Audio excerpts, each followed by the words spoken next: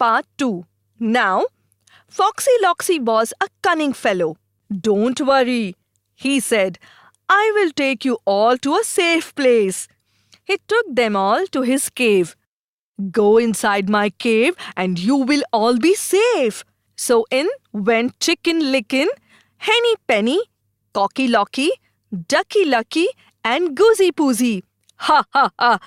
Foxy Loxy said. "You foolish creatures, I have caught you all." "Help! Help!"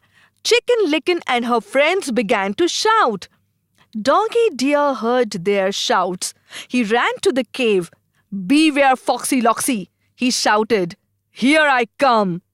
And then Foxy Loxy began to run without saying a word. He ran far away.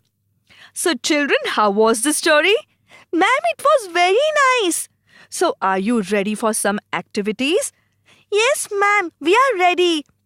You have to answer some questions from the story. Children, tell me, who was hopping about under a big tree? Chicken Licken. What fell on Chicken Licken's head? A leaf.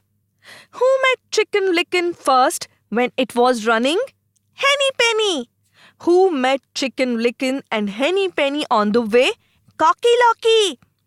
Who met Chicken Licken and Henny Penny and Cocky Locky on the way? Ducky Lucky.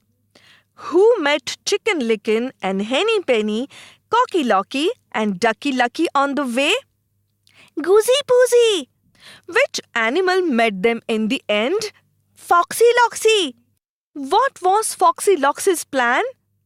Foxy Loxy's plan was to cheat all the animals and eat them. Who came to help them?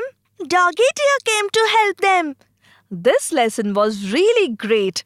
Bye everyone.